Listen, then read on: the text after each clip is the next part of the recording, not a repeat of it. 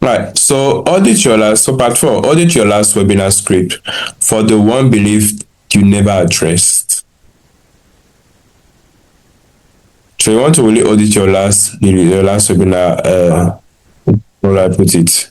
Script for that one belief that you never addressed.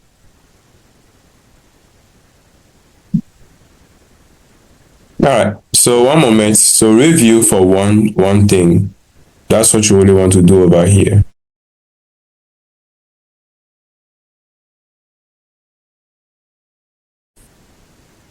All right, so this was something you want to do, right, about your last webinar. So one moment, review for one thing was, with identity, urgency, or risk belief, ever explicitly. So let's go into this further. I'll not talk about it here. All right, so this audit works because it isolates one specific missing moment. What is it? A pass through your own script or recording, checking for one exact thing. A standalone moment before the pitch where a belief is named out loud, not just implied. So there must be a moment in your webinar where that belief is named, not just implied, right? And even addressed, truly. So the common failure, what makes this audit useless and pointless for people? So that when you are doing it, you just make sure you get it right. Assuming the belief is being handled because it is implied somewhere in the pitch. Imply isn't named. So the first here is that if you can't point out to the sentence, it's not there. So sometimes you see that, okay, you quickly referred or implied the belief. But then there's a difference between implying and naming it. When I say something like somebody is thinking it's not for them, and then you just continue. Right? This is imply. But when you say something like this has nothing to do with just X industry, whether you are in Y, Z, D, E, F, S industry, this is for you. And then you elaborate further in that.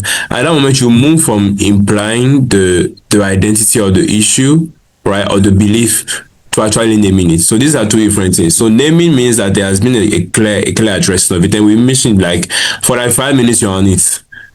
It's impossible, even if they were distracted and they are still considering themselves as part of the webinar, within those 5 minutes, they must have heard something that helps them know that, okay, this is what I'm supposed to do in at this particular time. So we have this reflection worksheet to help you. Just go through it. By the time you go through it, will help you get it done. So, okay. The first thing is that which of the three beliefs, identity, urgency, or risk, do I most often hear echoed in objections? So you know by now, you should, if you've done this for a while in terms of webinar, you should know the type of objection people usually give for your pitch, right? And if you don't have that, you can just ask people that don't buy. Okay, why are you not buying the X, Y, and Z? So they will say different things. But while analyzing them, you'll be able to classify them. Okay, this is a belief issue. Okay, this is an identity issue. This is an urgency belief here. This is a risk belief here. So which one of them is the most predominant in it? Every market will have one that dominates the most. If you ask 10 people, you see maybe 5 or 4 in the area of identity belief as a blocker. So that becomes what now you focus on. And then 2, where in my current pitch, if anywhere, do I explicitly name and dismantle a belief before asking for the sale? So that's also something that you want to know. It should help you clearly know whether you are doing whether your pitch as it is there does address clearly the belief over here. And then 3, what have past non-buyers actually told me in their own words about why they said no? So what have past non-buyers actually told me in their own words about why they said no? And that's what I said earlier there. Therefore, am I addressing the belief before the offer or blending it into the offer where it is easy to miss?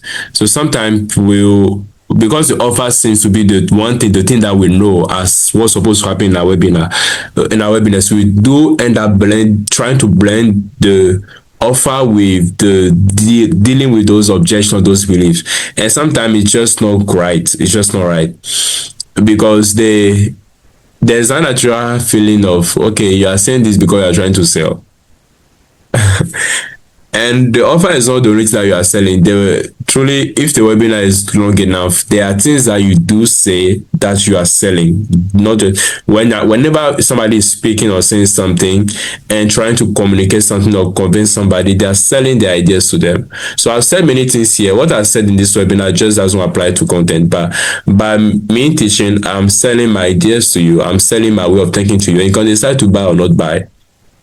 But when you just so that what happens is that when you do tie your offer, right, to when you tie your offer to you to that part where you are dealing with the beliefs, it seems like you are just trying to say this because you want to make the sale. And human beings are very interesting. When you start realizing those things, it becomes repulsive to them. And then the fifth point of the audit is, what's the one sentence that will make my exact audience feel truly seen before I ever pitch to them? So when you know the belief, to know that thing that holding it, you can now start thinking about what can I tell them based on what I know about them. A sentence that will actually get them to understand what we are doing over here.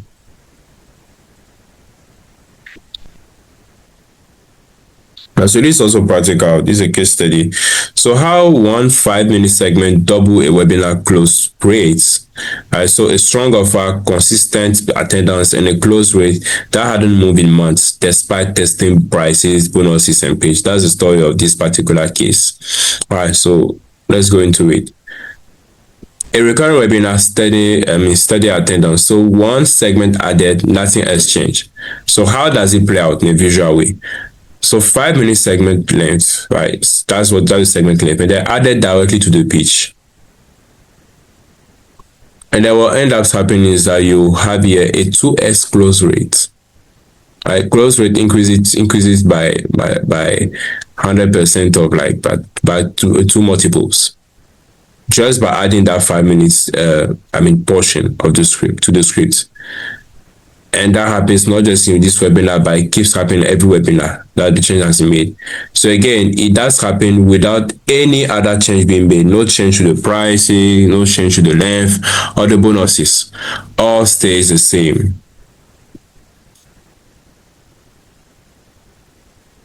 So quickly, let's look at the before and after scenario. So before, in terms of belief removal moment, before there was none in the script. No part of the script was intentionally addressing or trying to remove a belief. But after, what ends up happening is that there is a 1-minute segment before the pitch that's actually included in the script. And then in terms of prices, bonuses, and pitch length. So before it was tested repeatedly, so changed many times. This one is added this time around. This one is removed. Changes are happening every time in terms of prices, bonuses, and pitch length. But after, nothing is changing, right? These things are left completely unchanged. And then the close rate. So it seems like it's flat. It's flat for months, right? In the case of those of prices and bonuses and length, right? The close rate seems to not have changed. But what we end up seeing is that after the 5-minute video or the 5-minute segment has been added to the script, it has roughly double across 2 live runs. And that's the beautiful thing that you see here. And then in terms of attendee feedback in the question and answer section. So it used to be rare, generic, but after the 5-minute segment addressing, dealing with the belief has been added, all you start hearing is that we hear things like, oh, that part made me realize that this was for me, or this works for me, or this is really what I want. So there is a deeper connection, right? You can be watching something and never really feel like it's for you. And what ended up happening is that, so you hear things like, oh, that part made me realize that this was actually for me. And people can be there following you and moving around and kind of stay coming with you for a while. But it should take some things for them to realize that, okay, this is actually for me. It should take them some things. So an attendee referencing the 5-minute segment.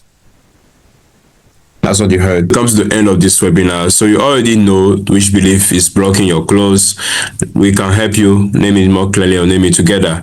So this webinar gave you a real diagnosis, but we also offer a free 15-minute call, discovery call, where we would like to look into your business personally, hear your case and hear your situation, and see how best we can provide a quick possible offer, right? A quick possible solution that will do help. And we look forward to reaching out. So make sure you check the link in the description for this webinar.